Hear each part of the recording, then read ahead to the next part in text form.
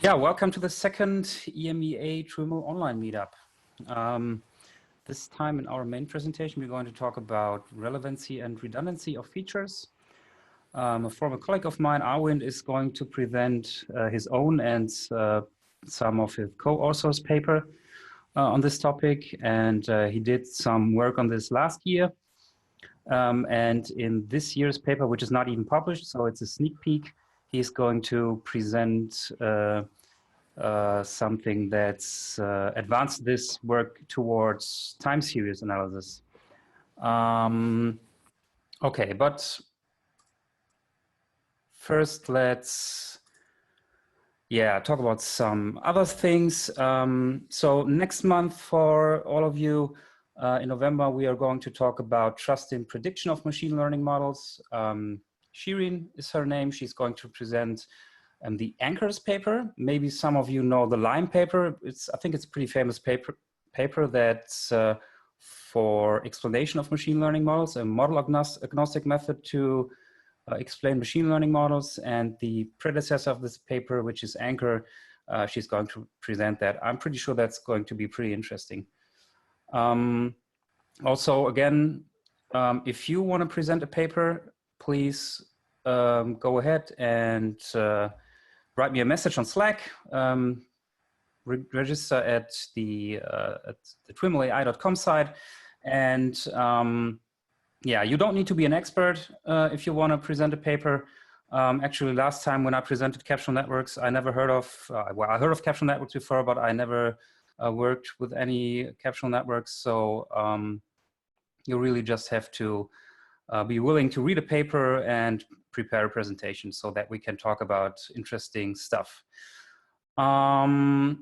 Yeah, at the moment there are a lot of study groups going on from TWiML. Actually, I don't know how much there are, but you can, so if you want to take the courses from Fast.AI, just go to the Slack channel. There are plenty of groups doing the courses now. And in October, the second version of the part 1 course from Fast.AI is coming out, and there will be a study group for that too. And well, we can probably discuss a little bit about the Fast.AI stuff and what's going on over there in the community discussion part. Yeah, just like every time, I am going to collect questions that I will forward to Arvind during the chat, but you can also feel free to unmute yourself and just ask a question if you want to ask something. Or Arvind, what do you say? Do you want to have questions at the end of the presentation, or is it okay to interrupt and ask questions? It would be better if you have it in the end. Okay. So. Yeah. Then we'll collect the questions, and then at the end, you can ask the questions to Arvind. Okay, so now it's the slot for the community discussion, and you can just go ahead, unmute yourself if you have any questions. Maybe some questions concerning the Fast.AI stuff. There's a lot of stuff going on at the moment.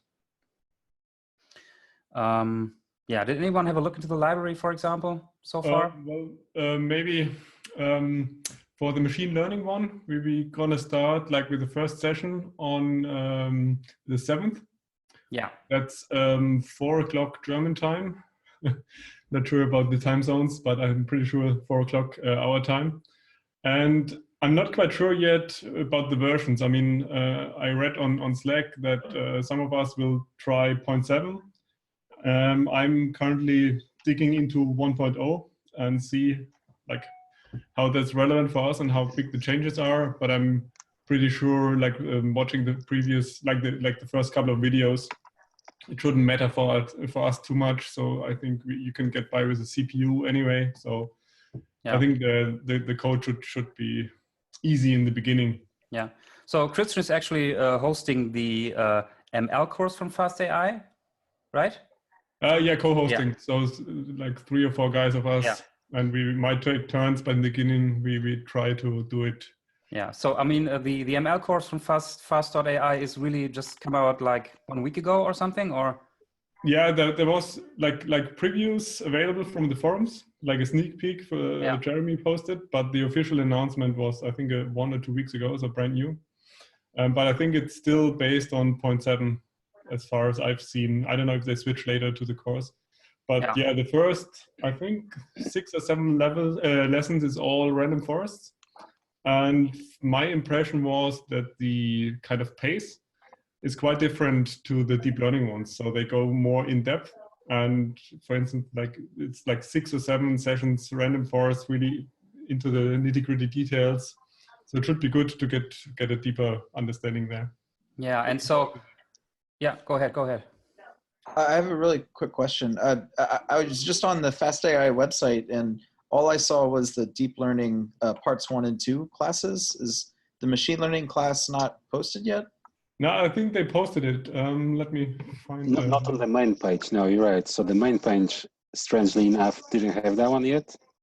But if you go to course.fast.ai, then you will see the machine learning section. Yeah, up here. Yeah, that's right. But if you go to fast.ai, you will not see that course link there. So that's, I think they've missed that one just yet. Okay. So Christian, what I would find interesting, you are already doing machine learning, as I understood, right? Well, yeah, kind of on the side. So I'm more doing numerical modeling, but applying it here and there. Yeah.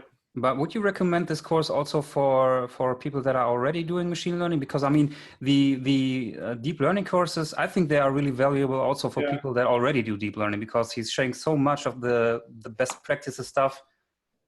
Well, I haven't really done the entire thing yet, right? So I've watched up to lesson 5 or 6, but I find just Jeremy's knowledge and understanding and how he explains stuff really valuable. Like, I mean, random forests aren't really anything fancy or really super crazy, but he goes into some really details and some stuff I haven't really encountered before. So I actually would recommend, I mean, it's not going to be a long session. It's like 12 sessions, a 1.5 hours video. So it's some watching involved, right? But I was quite surprised about the ones in the beginning. There was quite some new stuff for me as well. Okay, interesting. Yeah. So if you got the time, go for it. And yeah, I think as I said, it's more in depth. It's less top down, like the deep learning one, which kind of threw us off in the beginning, right? Like kind of scratching the surface, but then you need a lot more time to dig in. But this one seems to be okay. It's a well-paced beginning. Okay, yeah, interesting. I will definitely have a look into the videos. And as I see, he's again not afraid using Excel. That's good. Yeah, that's a bit crazy, but well, whatever works. Yeah, sure. It's a good tool to do this kind of explanations. So yeah, interesting. And did anyone had a look into the 1.0 version of the Fast.AI library so far? So I just had a look into the repo and also skimmed over the documentation, which is really interesting. So they now have documentation. That's good. Yeah. And just starting out myself as well. So I haven't really done anything. Okay. I'm trying to do some examples. I started looking at a bit of it. One thing, unfortunately, I don't know where it is. There's a very cool diagram somewhere that shows kind of like the overall module design. Oh yeah, that's fun. Oh yeah. Yeah, it was just kind of cool to see that, so you could kind of see how everything comes together. Yeah, like different modules they have. I'm really thrilled that they are really having a module for tabular data. That's going to be interesting. I will definitely look into that. Yeah, that's one I'm starting out with too, because that's one to go. Regarding this diagram, can you share the link for that in the notes? It's docs.fast.ai. Okay. I will post the link. I'll post it on Slack in the Meetup channel. Yeah, cool.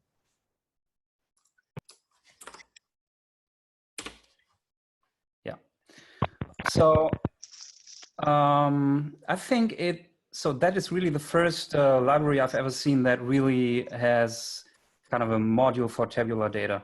I mean, they did it in 0.7, I think, but it was not like, they don't have this kind of, so they didn't make a module out of it, and that's going to be interesting. I will definitely look into that. So, and it's text and vision, and I also saw somewhere time series. He also has a module for time series in the library. Somewhere I saw this.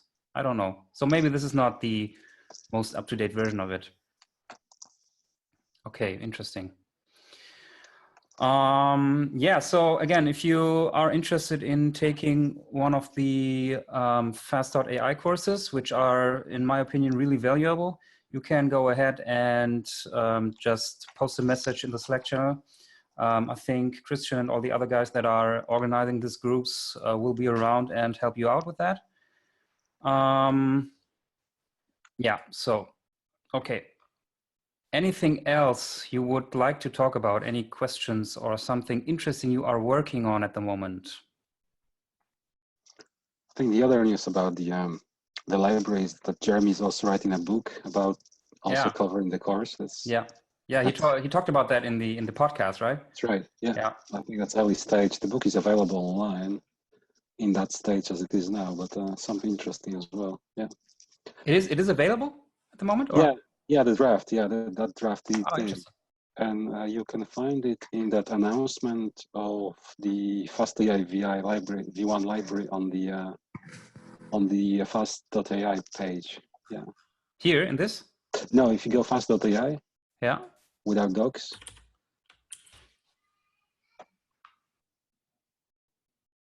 That's right. And then there's this announcement of the new library.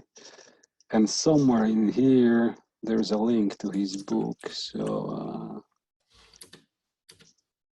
book. I'm currently writing a book. A preview is available. This one, yeah.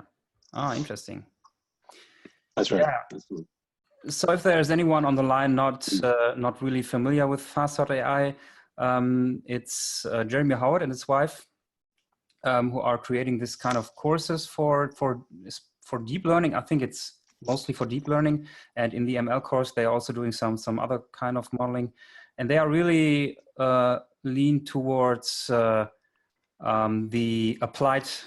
So it's really practitioner's view of machine learning, and you will really get good insights and stuff that Jeremy knows that you can use in your day-to-day data science stuff. And it does not matter if you are really doing machine learning for a longer time or really starting. So, well, sometimes I think when you're starting, it's going to be hard to follow the courses, but it's other way. It's going to be valuable for you.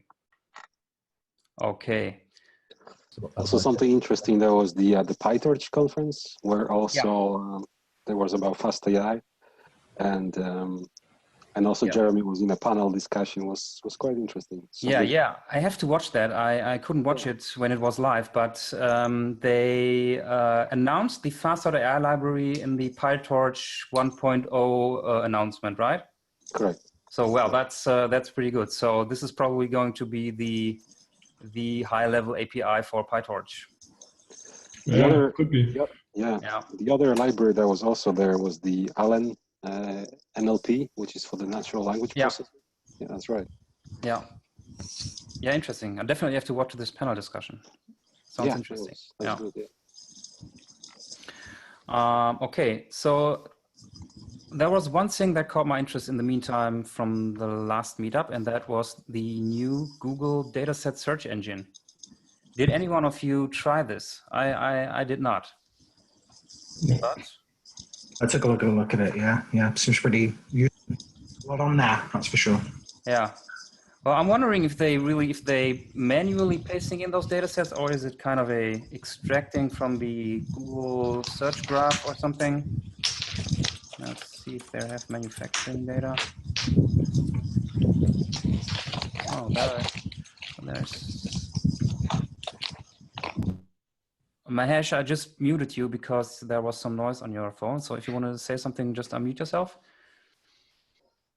Okay, interesting. So these are already data sets.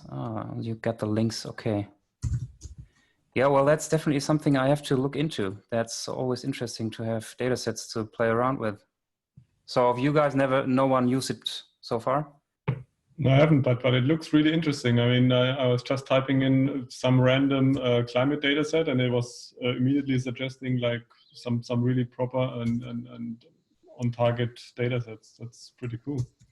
Yeah, interesting.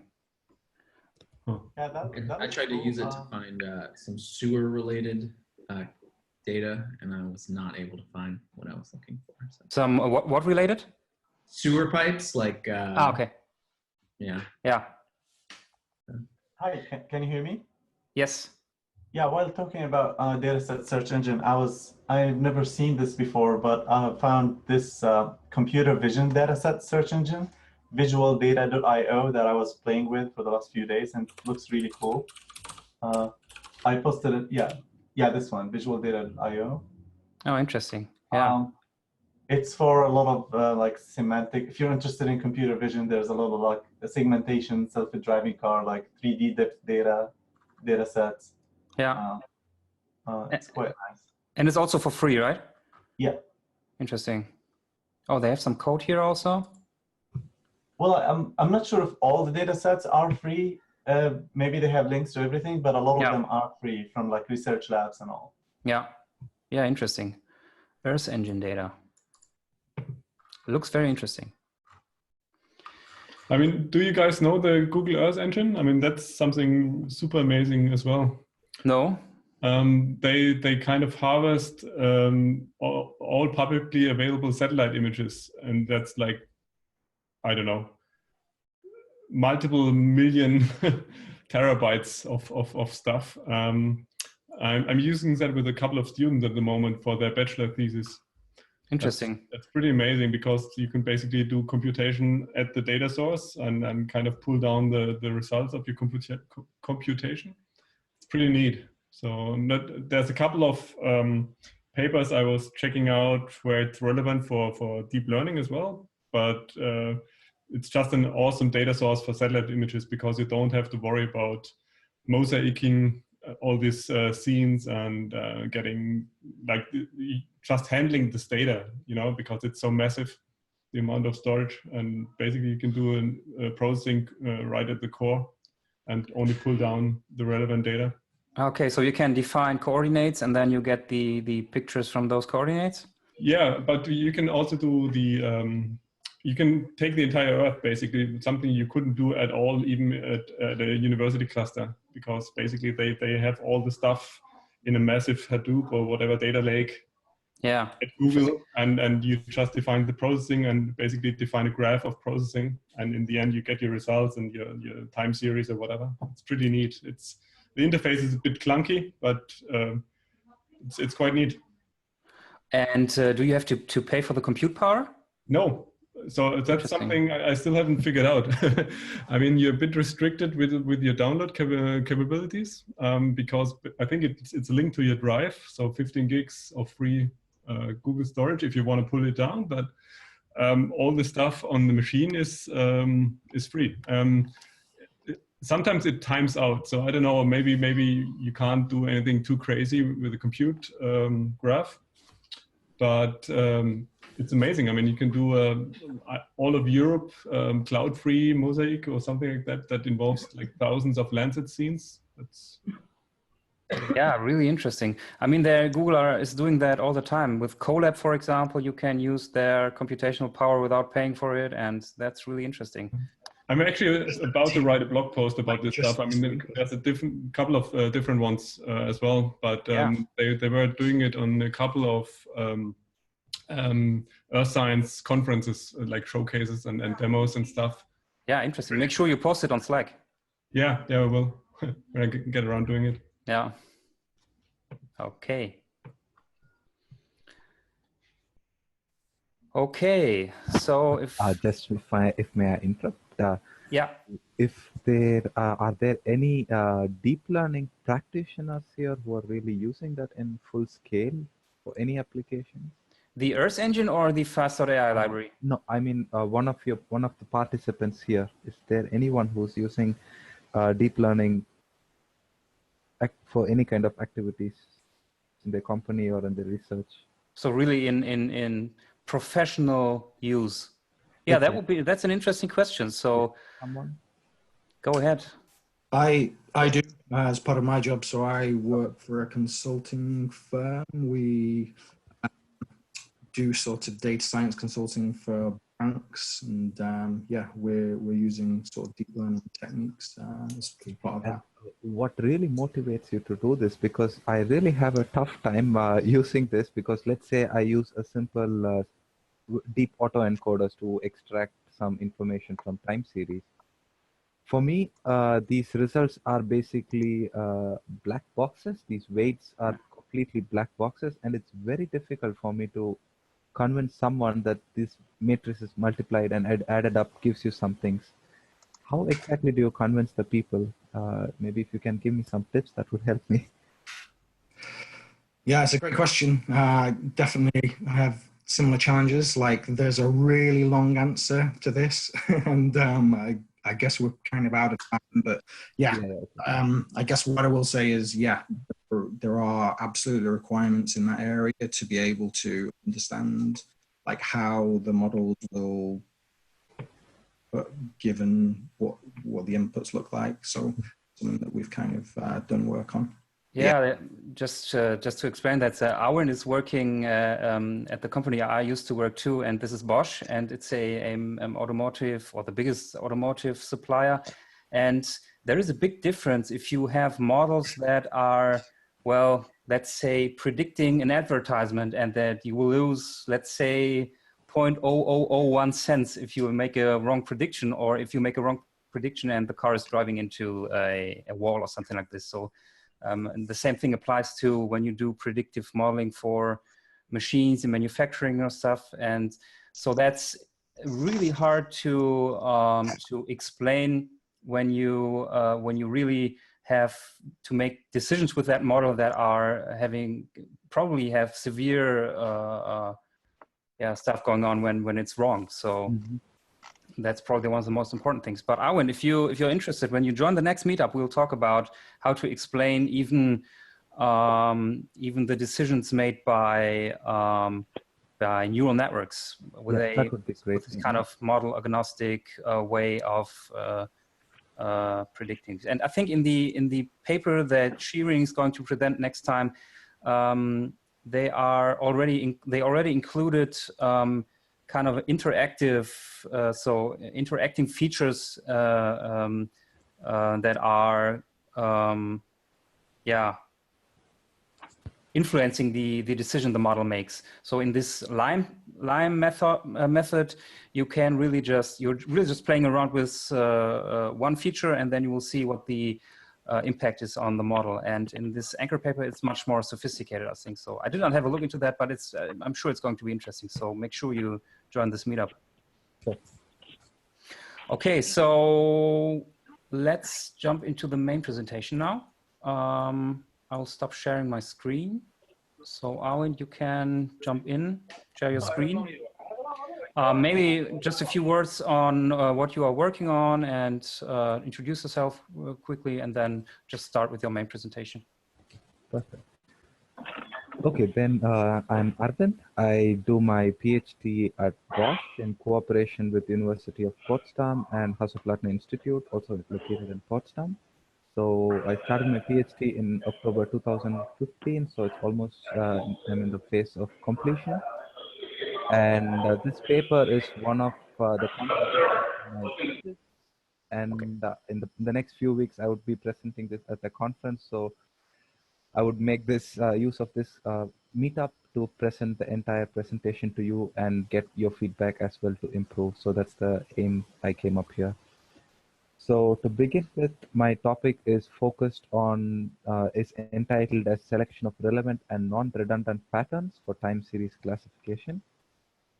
And the major aim for performing time series classification in Bosch is that we have a device called ECU, Electronic Control Unit.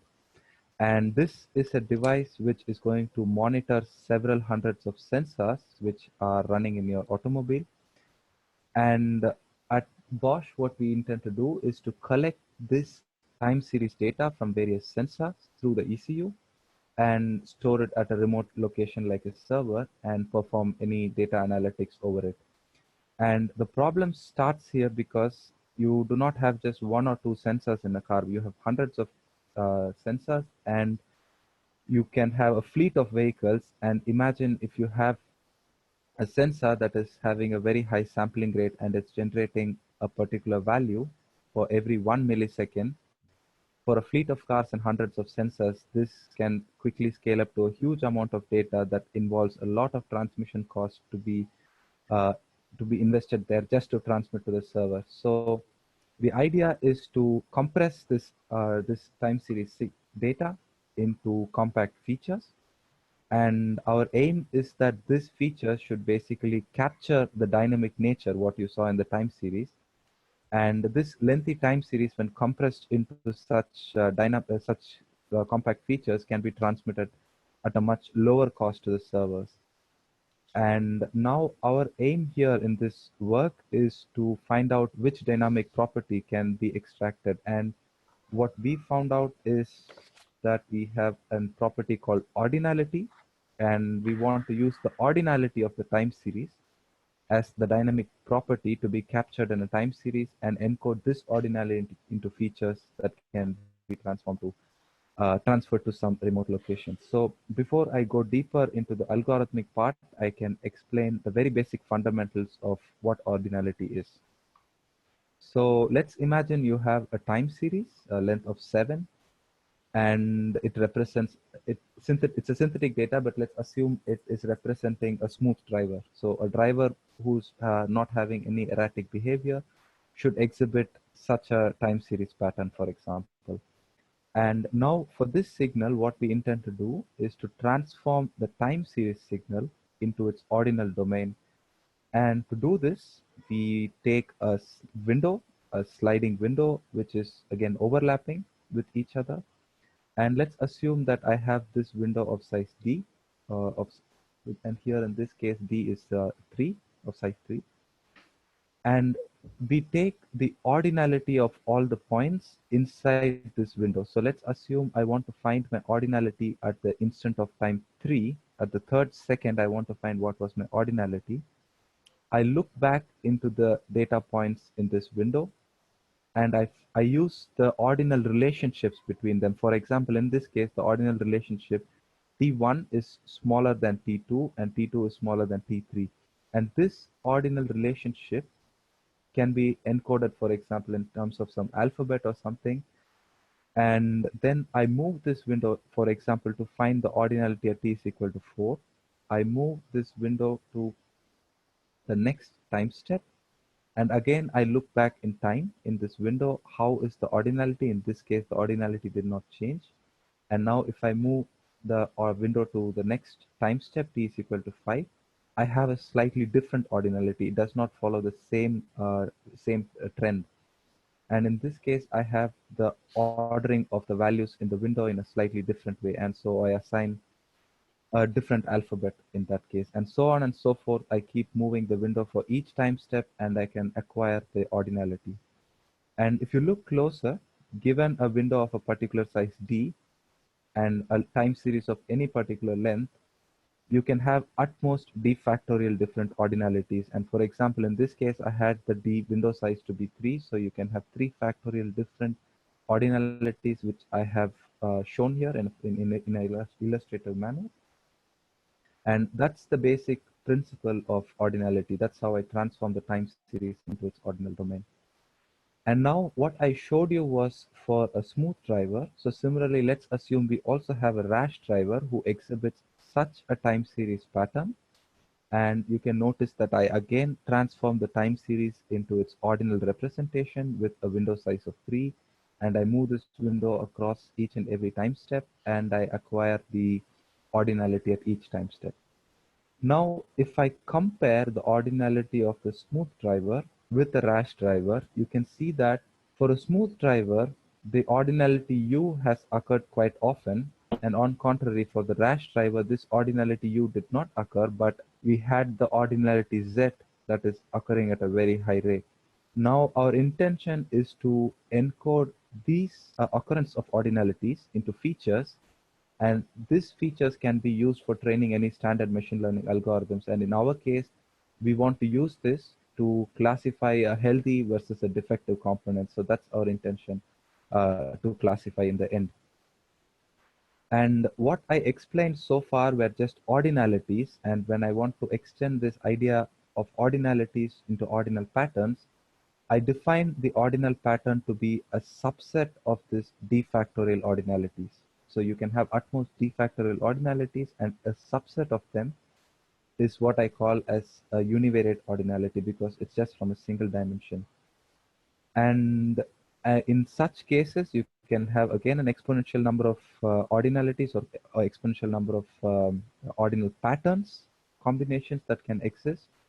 And that's just for a univariate case. And now imagine you have multivariate case. As I said, in our automotive data set, we do not have just one or two signals, but we have close to 200 to 300 different sensors which are constantly giving the time series signals. We also need to consider the multivariate nature.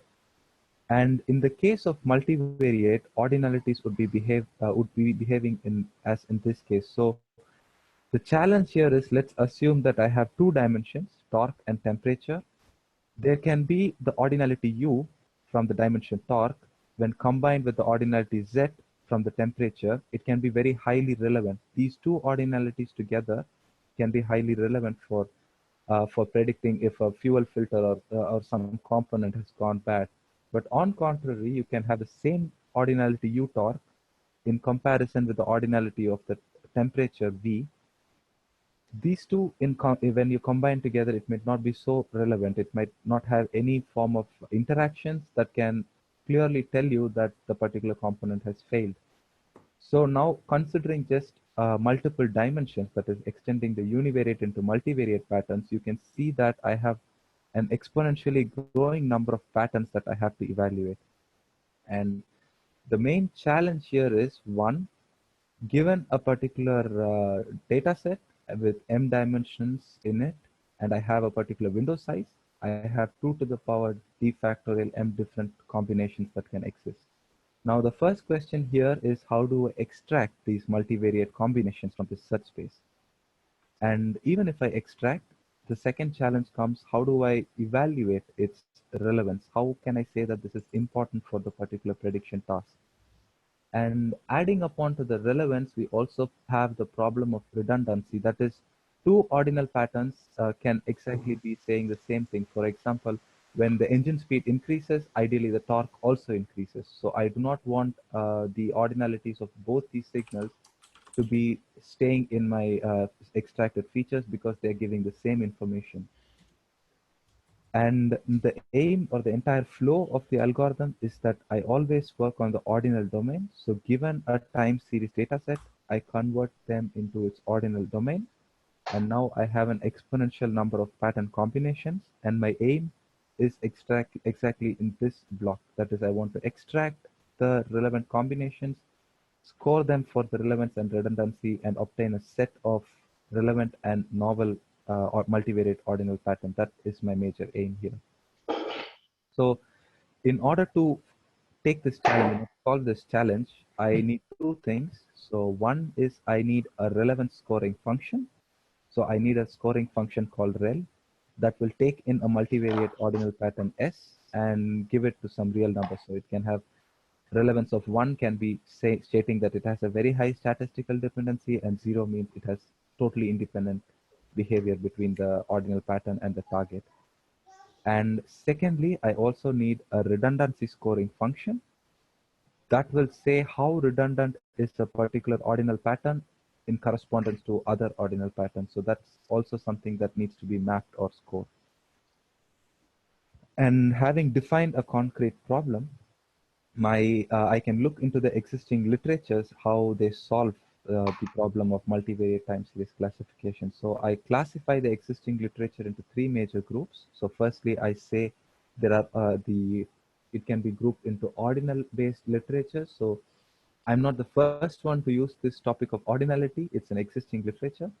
But this topic of ordinality was predominantly for univariate time series. It was never extended for multivariate applications. And the second category of time series literature is sequence-based time series classification. And you would have heard very commonly the idea of shapelets. So shapelets is also trying to do the same. They want to find subsequences of time series that exhibit a particular shape. However, the major challenge here as well in most of the sequence-based approach is that they are restricted to multivariate, univariate approaches. And though LSTMs have multivariate applications, they have problems with respect to runtime. I can also show you how better we perform in terms of runtime when compared with LSTMs. And the third category is exactly where we belong to, where this work belongs to, that is the feature-based. The feature-based approach, as I said, is going to transform the time series into features that can be used for any machine learning algorithm. And there is a huge list of feature-based algorithms that transforms the features based on mean, Fourier transforms, and so on. And most of them are solely dependent on univariate data. That is, they say that it can perform multivariate by just applying the univariate approach on the each dimensions. However, as I said, this cannot work so well because there can be patterns co-occurring in two different dimensions. Together can be highly discriminative for the classification task. So it does not really work well when you just apply the univariate approach for m dimensions directly. And in this way, ORDEX proposes three. Now ORDEX is our algorithm, that is ordinal feature extraction, and hence ORDEX proposes three unique selling points. That is, we handle multivariate nature of the time series, and we also include the relevance and redundancy in nature. So just to get into a common pace before I get into the algorithm, how does a multivariate time series look like? So you can imagine a multivariate time series like this. So what I show here is a 3-sample and 2-dimensional multivariate time series. And when I have such a data set, I am performing supervised classification. So each sample here is given a particular class. So each time series sample, it has a particular class that it can be assigned to. For example, the class can be that the component is defective or the component is not defective. And similarly for ease of the notation, I denote on the superscript the index of the sample, and the subscript is denoting a particular dimension. So if I want to show you the sample 2 of the first dimension, then it would be this one, T superscript 2 and the subscript 1. And as I said, given such a multivariate time series data set, I transform the entire data set into its ordinal pattern, into its ordinal domain. And this 3 here exactly denotes the size of the window. So I use this window to be moving across the time series, and I transform this entire time series into its ordinal domain. So that was the first step which I showed you in my workflow. And now, having transformed into its ordinal domain, what we are exactly interested is in finding the occurrence of ordinalities, right? The occurrence of ordinalities in a particular dimension. So we collect the unique ordinalities from all the samples. So let's say I had 2 samples here for dimension 1. I collect the unique ordinalities from both the samples. So in this case, from dimension 1, sample 1, I have U, V, W, and Y. And again, in this case, I find in the sample 2 of dimension 1, I collect them in the unique ordinalities from the other sample. And so on and so forth, I do for each and every dimension. I collect all the unique ordinalities occurring in that dimension. And now I know what are the possible ordinalities that can occur for a particular dimension. And that's what is denoted here on the left. And my first task is now to extract the multivariate ordinal patterns. I should build a multivariate ordinal patterns. So what I do here is, what I can do here is basically walk through the entire search space. But as I said, it is an exponentially growing search space. I cannot build all the combinations that can occur in the multivariate time series here. So to solve this computational challenge of walking through the exponential search space, we use the Monte Carlo approach.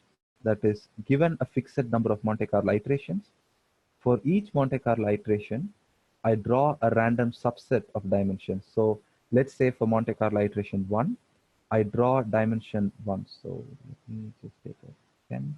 So for the first Monte Carlo iteration, I draw a subset of dimension that is 1 and 3. So I take just a subset of this dimension. And for each selected dimension, I take a subset of ordinalities that can possibly occur. So from dimension 1, I take a subset of this. That's exactly U and W. And from dimension 3, I take a subset of ordinalities that would be Y and X. So by this way, of course, I cannot reach a globally optimum solution, but I can converge to a suboptimal solution given a fixed or given a decent number of Monte Carlo iterations. So that's how a multivariate ordinal pattern is built for a particular Monte Carlo iterations. And now, given that I have found already, or I have extracted a particular multivariate ordinal pattern, I should now score its relevance. So I should basically, to score its relevance, I should find how often is it occurring in my time series data. So what I do here is, given such a multivariate ordinal pattern, I try to find the relative frequency of this particular multivariate ordinal pattern which I extracted in my time series. So I can say that in my data set, this particular multivariate ordinal pattern set S occurs twice in sample 1 and once in sample 2. And why do I say that? Is because let's say in t is equal to 3, in the selected dimension 1 and 3, at least one of the ordinalities, selected ordinality, co-occurs. So you can see one element from dimension 1 and one element from dimension 3, both co-occurs. For example, I cannot say in time instance 6, I cannot say that this particular ordinal pattern occurs. The reason is because in dimension 1, yes, of course, I have W. But Y and X, none of them occurs in dimension 3. And this is important because, as I said, I want to find the multivariate nature. So I should know that the ordinalities co-occur. And that's the reason I check if the selected ordinalities co-occur in the selected dimensions. So similarly, in sample 2, W from dimension 1 and Y from selected dimension 3 co-occurs. And that's the reason I say in sample 2, I have the ordinal pattern S occurring at least once. And now, having known that it occurs twice and it occurs once here, I can find the relative frequency of it. So for example, in this case, it occurs twice in a span of 6 time steps. And here it occurs once in a span of 6 time steps. So I can basically create a feature showing this frequency 2 by 6 and 1 by 6. So now I transformed my ordinal data into a numeric feature. So given I have a data set with 100 samples, then the length of this feature would also grow linearly with the number of samples. And now I extracted a feature. So the simplest solution that anyone can think Arvind? of. Yeah. We just quickly interrupt and go back to the last slide for one. So I think there are some, so just so that people don't get lost. Sorry. Doug, for example, you said that you need to ask a question to follow up. Well, I was, it would be, yeah, it'd be more useful for me and perhaps some others if we could have interrupted, just to try to understand how this fits into a real world problem, you know. And I mean, there were some questions that on the chat window here. Yeah. You know, ordinality. What is ordinality? How does, you know, its direction of change? But it's just not, it's not clear to me. Can you frame your question so you're not still clear how ordinality works, right? Yeah, and so I'm going back some. Ordinal. What is the benefit of ordinality? What is ordinality again? Okay. So ordinality is to find. We sort the numbers. So let's assume that I want to find the ordinality of this window. Yeah. So what I do is I sort the numbers, or I sort the values of the values inside this window, and I use this positions as a representative, or as a that represents this entire 3 data points. So for example, in this case, you can say that T5 is the lowest and T3 is the and T4 is the highest and T3 is in the middle somewhere. Yeah. So this positioning. Go ahead. This positioning of the values is what I call as ordinality. So for example, here you can say that if you consider this as this ordinality, you can see. So you can see that I position from the smallest to the largest value.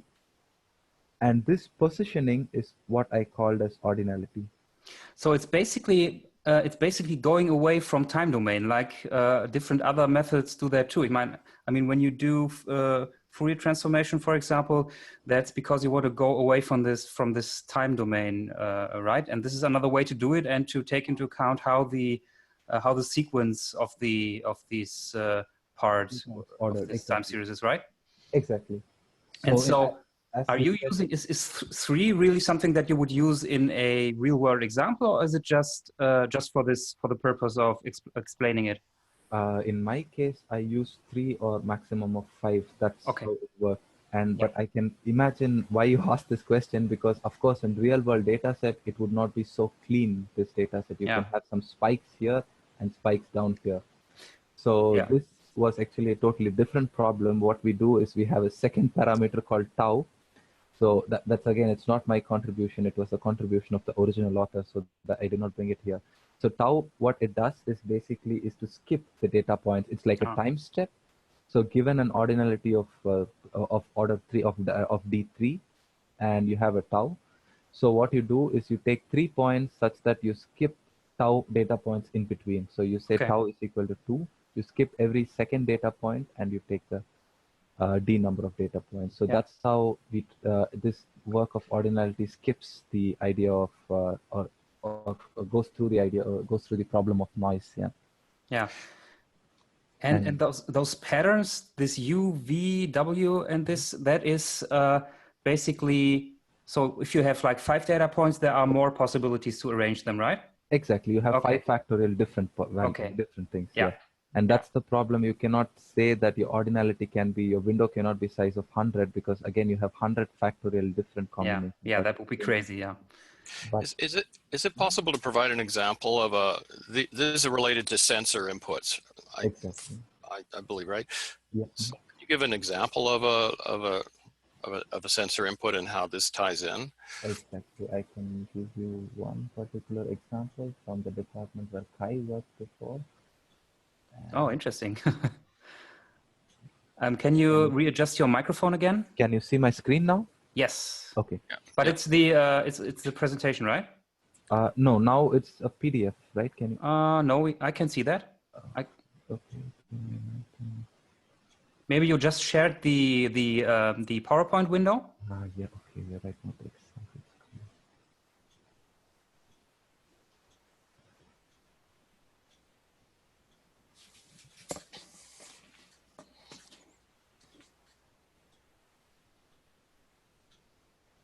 Okay, now do you see my screen? With a PDF? Yeah, okay. Yeah. So I cannot show the data directly, but just to give you an idea here, okay. Okay, this should not be so bad. Okay, let's take a synthetic example, and then I go to a real world example. So what you see here is on the x-axis, the time series, the time index, and what you see on the y-axis is the ordinality. So as I said, I have d factorial different ordinalities. So you can think that this particular point, until this particular point, you had one particular ordinality and ordinality 2, and this block is ordinality 3, 4, 5, and 6. And the color coding is basically telling the frequency, that is how often this ordinality occurred. And this X here denotes the change of class. That is, until before this X time step, you have a healthy component, and after X, you have a defective component. So you can see that before the X happened here, that is, for the healthy component, you have this particular ordinality occurring at a lower, lower frequency here, darker. And on contrary, here you have the ordinality 6, for example, which occurs at a different frequency. And this rate of occurrence is what we coded exactly into that feature. And if you ask me an example from real world data set, this is a data set from the vibrational data. So if I zoom in here for dimension 2, you can see that certain ordinalities occurred at a higher frequency. For example, here, this, but okay, if you follow my screen. Yeah, we can see that, I think. It's this particular region. Yeah, it's this region. You can see it it occurred at a different frequency, the ordinality, and the moment it went to a different class, that is from here, the component actually went bad. And here you have a different frequency of occurrence. And that is the frequency that I am trying to encode into this feature here, which I showed you right now. So that was really interesting. You just showed, which component was it? Did you tell that? Which kind of, or? It's a hydraulic pump data. From Okay, interesting. So it actually does matter in how often those kinds of ordinalities appear in the data. That's interesting. I would not expect that. So, and I think here it's too light, and yeah, but that's the one best example. But what you saw here was just a synthetic data, just to show you that dimension 1 and 2, you can see this occurred, and in dimension 3 and 4, there was no such kind of patterns, and it was also the same in the Bosch data set. For example, here, dimension 3, nothing really much happened, but in dimension 1, I think I need to change the color coding. So you can see that in this region, there was at least some ordinalities. If you see slightly some blue colors, but at this point, these ordinalities totally disappear. They never happen. So that's one thing you can compare, and that's what I'm trying to encode them into features. And as I said, as I motivated, what I try to do is I'm basically compressing this data which I had for 3 time steps into a single alphabet called U. So that's why I said this helps me in reducing the transmission cost.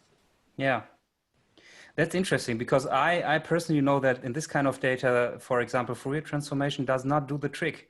So this is really interesting to see that there's really a pretty obvious difference in the classes you want to distinguish. So and interesting. That totally does not work. I also made this experiment with Fourier transforms.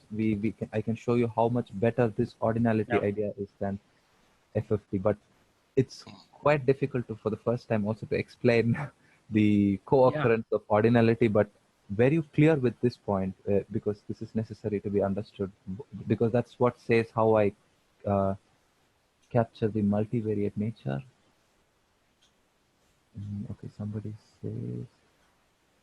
So it's basically in which way they occur together in time, right? Yeah. Yeah. And in a minute, it reminds me a bit of CNN for time series data, etc., like different channels. So they have the rank of orphan.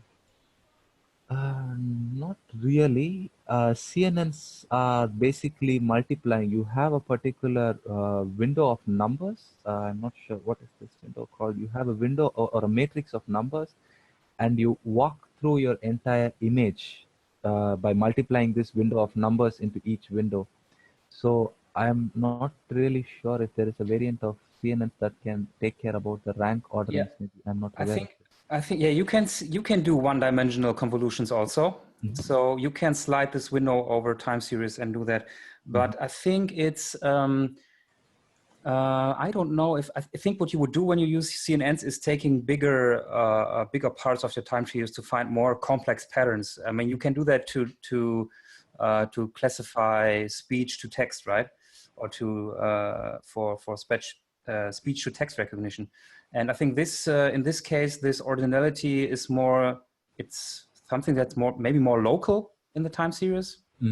I would agree to this point, because the major challenge of using CNNs or LSTM, as I said, it was very hard to convince someone. But given, for example, this was a vibrational data, I can literally show you how a healthy component's vibration behavior changed. So until the component was healthy, the vibration was really at a particular, it had a harmonic in it. But once this went bad, the harmonics was totally disrupted. And in such applications, this was really beneficial. That's why I took this example of vibrational data. Yeah. So if you do not have such harmonics in your data set, of course, it would not work. That's clear. Yeah. So the strength is only that you can compress the information of lengthy time series data into features, and we also make sure that the multivariate nature is captured. Yeah. But did I answer your question, Dow? Yeah, to me, it's pretty clear now. So what about the others? I have a question. Mm-hmm. Yeah.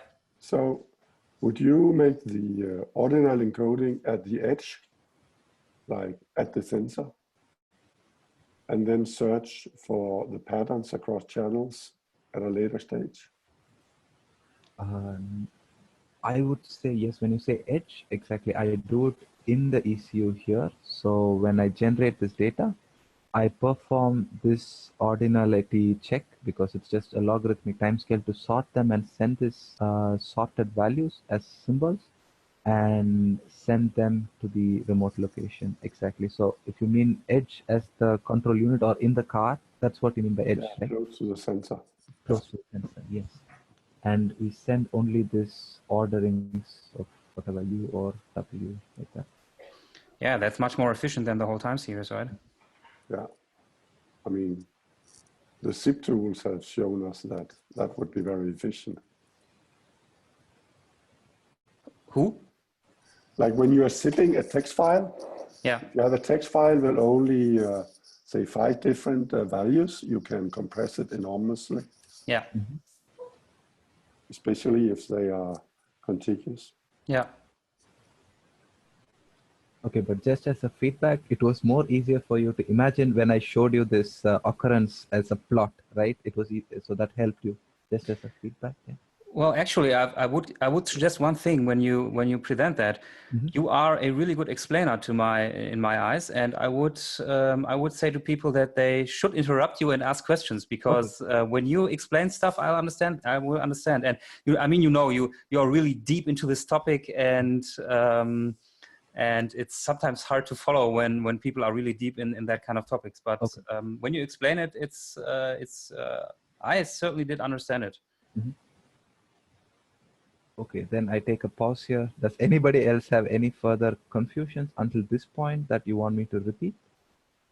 I have a really quick question. Yeah. On this slide that's currently displaying, can you just briefly talk about the derivation of the F, which I assume is a frequency?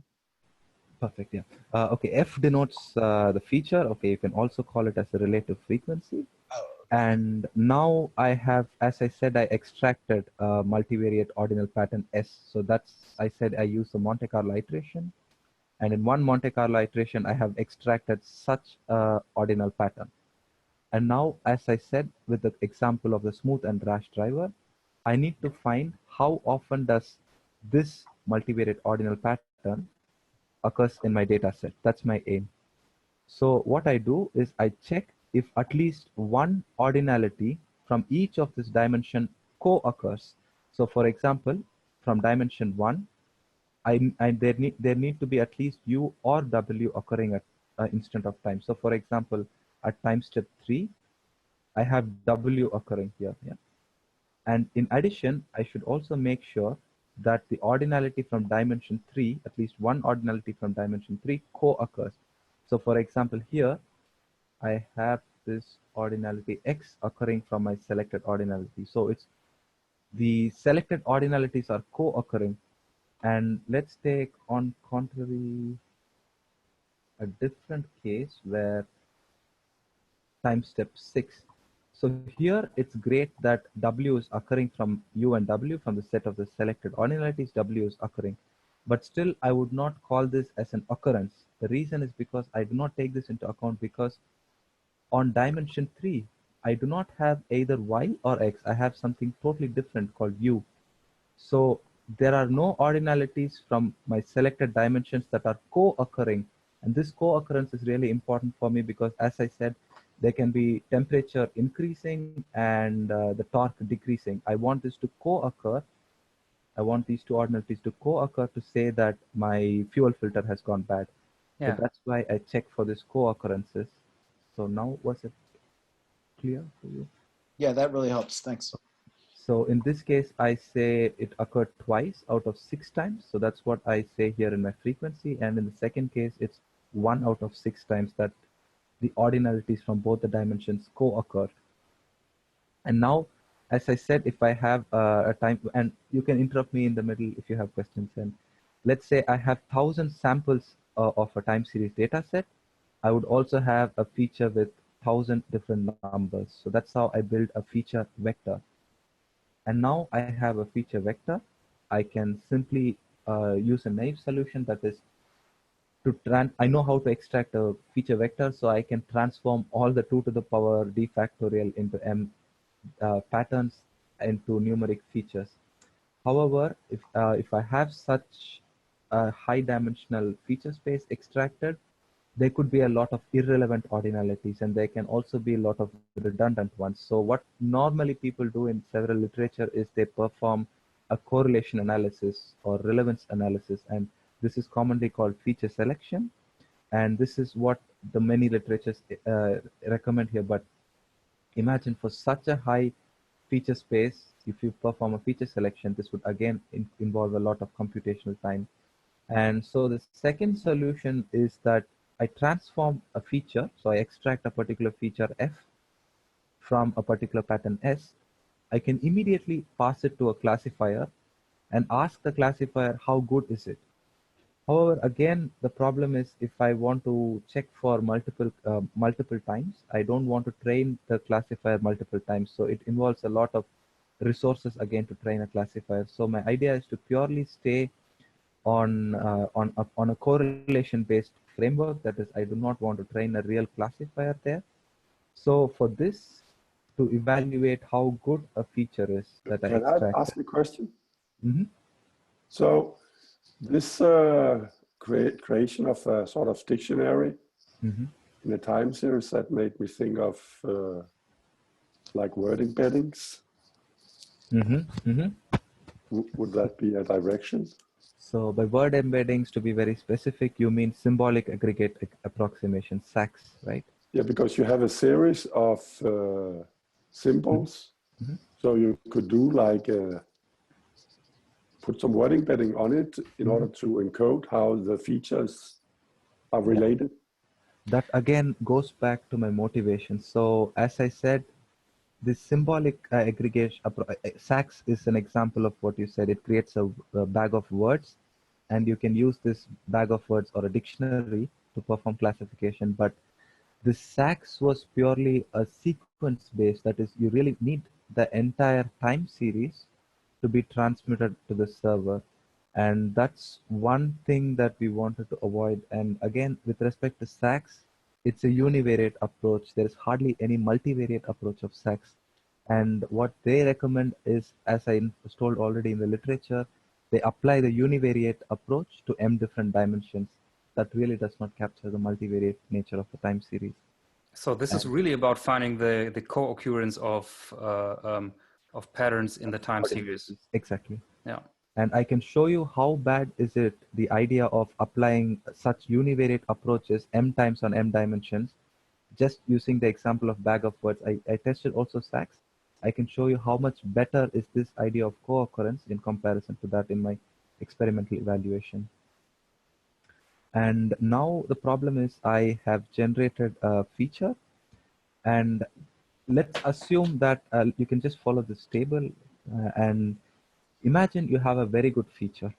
So a very good feature is something where and I have a feature and I want to classify between the class CA and CB. And this feature is something I extracted from the ordinal pattern S. And if it is a very good feature that F can classify CA and CB perfectly, that is, the pattern occurs so well, or it's so discriminative for the two classes, then what it means is that this particular pattern or this particular ordinal pattern S will occur very high, with a very high occurrence rate for one class and will never occur for the other class. So as I said with the example of hydraulic pump, you had a particular shape that occurred very high number of times when it is healthy. And this shape totally disappeared when the component went bad. So that's what I call as a very good feature. But and on contrary, again, if there is a ordinality or a pattern that is occurring randomly for class CA and CB, I would call this really a irrelevant feature or irrelevant ordinality. And now the second problem, so I can basically show this in a figure. So if I say that I form the or I derive the expected value of the feature in a particular class, if I derive the expected value for each of the class, so let's say I find the expected value of the feature under class CA because it's occurring at a very high rate, and on contrary, the same ordinality occurs at a very low rate for a different class. So their expected values would be really way apart from each other. So this triangle here is denoting the expected values. So if it is a good feature, this distributions would be very far apart. And if it is a bad feature, you can basically have overlapping or very close expected distributions because it's occurring randomly. There is nothing unique for one class. And however, it's quite a strong assumption to take just the expected value. The reason is because due to noise or any other unprecedented situations, you can have the ordinality of CA. Let's say I have an ordinality U that is highly unique for CA, can also occur a few times in CB. It can definitely happen due to factors such as noise. So in order to take this into account, we also check the variance of the distribution. So here, the red and the blue denotes the two classes, and the length of this block is basically telling the variance. So if it is really a bad feature, that is a feature which is randomly, which has a ordinal pattern occurring randomly for different classes, then its variance would be really large. So as you see here, for a given class, it can really vary. You cannot have a defined discriminative behavior there. So its variance would be really large. So these two are the properties which I exactly use here. So if I want to say how bad a particular ordinal pattern is, I say the error of that ordinal pattern should be directly proportional to the sum of their variances under each class, and it should be inversely proportional to the distance between them. So the more far away these expected values are, the much better the feature we generated is. So that's a simple statistic we try to compute to evaluate the relevance of the feature. If you see this, I think you can immediately ask the question. This looks exactly like something you see in the high school textbook, that is t-statistic, yes. And it's the same principle as t-statistics. However, we have strong theoretical proof to also prove that this was derived actually from the principles of Chebyshev inequality, but in principle, you can also very well compare this to the t-statistics. And now I know how to compute the error or the misclassification rate of a feature. And if I want to know how relevant is this feature, I can basically inverse it by subtracting 1 from that error. And that's how I find my relevance of the particular feature which I extracted. And still, I did not explain you the idea of the redundancy. So to explain you the idea of redundancy, let's take again a synthetic example. I have a time series with 9 samples, and I extracted 2 features, F1 and F2. And each point here is basically denoting the occurrence of that particular ordinal pattern. And then the class vector is denoted here. I have 2 classes, CA and CB. And what you see here is basically that 2 features are completely redundant. The reason is because in this case, F1, the ordinal pattern S1 is occurring at a very high rate for class CA, but on contrary, it occurs at a very low rate for class CA, the same class. So what I can say is that they both exhibit a kind of inverse relationship between them, because this ordinality of F1 occurs at a very high rate and for a particular class in F1, and it never occurs for the other case. So this is a case where we have redundant information, because just by using one feature, I can classify CA from CB here. So in this case, I can compute the monotonicity between the 2 features, and this monotonicity would exemplify how redundant 2 features are. And you can instantiate this with any type of monotonicity of a measuring function. And in my case, I measure the monotonicity using Spearman's rho. And finally, I need a unified score to compute the relevance and redundancy that can exemplify the relevance and redundancy. And let's say I have a set of patterns running from S1 to SO. So each one is a multivariate ordinal pattern. I explained you how to transform them into features by computing its relative co-occurrence frequencies. And now I can score the relevance and redundancy of this particular feature subset by just making a simple subtraction. So what I do here is I subtract the magnitude of redundance from the relevance. So the idea is to penalize a feature's relevancy for being redundant. So that's how I try to unify the relevance and redundancy score. And in the end, if I want to find the score of an entire subset here, for example, this is a subset of features, what I try to do is I take the sum of these differences. So that's how I combine the score for the entire feature subset. And now to come back to the experimental part, how good is it? So what you see here on the each row here are the different data set, and each column here represents the different state-of-the-art approaches. So on the first column is our approach Ordex, and it denotes the quality, that is the prediction quality on the test data set. And I can start from a very simple approach called nanopolis. So this nanopolis approach is applying standard functions like transform the time series by using mean, standard deviation, kurtosis. And you can see we are much better in comparison to such standard transformation. And to answer your question on creating dictionaries, this SAX is an approach which creates bag of words. And again, what I did here is I applied this symbolic aggregation on just univariate data set. That is, it does not take into account the co-occurrence of patterns. And you can see the difference in the quality that we achieve. And this is a simple transformation of fast Fourier by applying the fast Fourier transformation. And I can show you one more example with this HCTSA.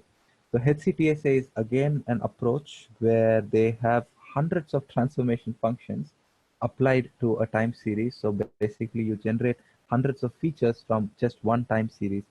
And after you generate this high dimensional feature space, you perform feature selection.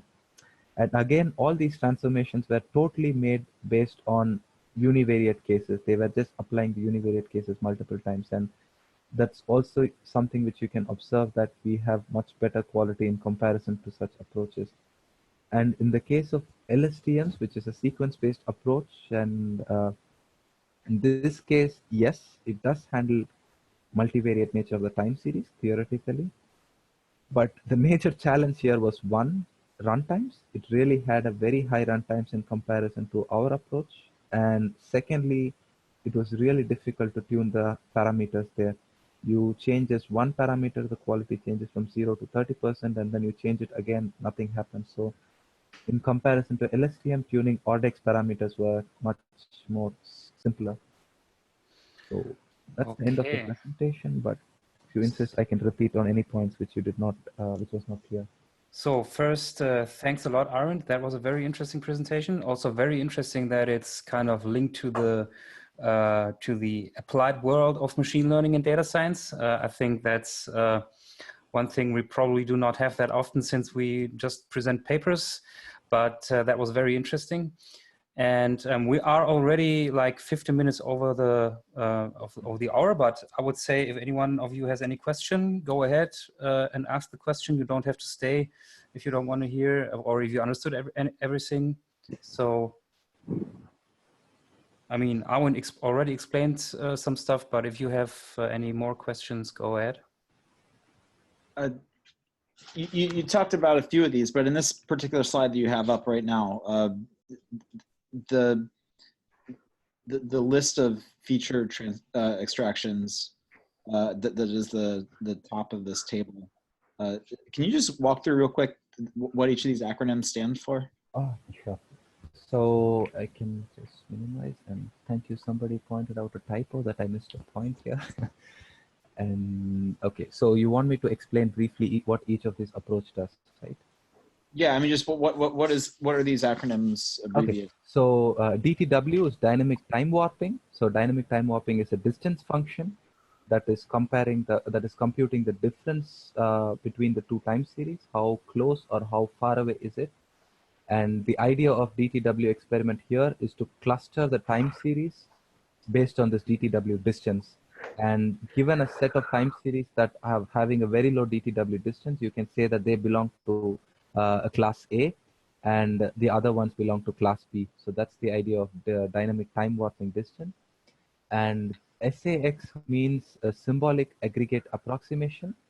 And here it's again an idea of creating a dictionary of words. And it's not based on ordinality, but I should look up exactly in this case. I should look up. It's quite a famous literature. You can look it up, how exactly this SAX creates this bag of words. And again, in the case of Wang, it's the name of the author. So in this case, he uses fast Fourier transform principles and also wavelet transformations to transform the time series into static features. And that's the name of the author. It does not stand for any acronym.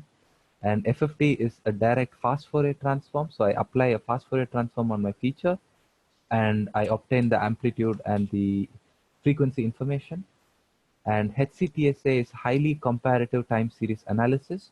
So it's an open source library in MATLAB. You can also download it and they give you a huge pile of transformation functions. So I think it's close to 3,000 different functions.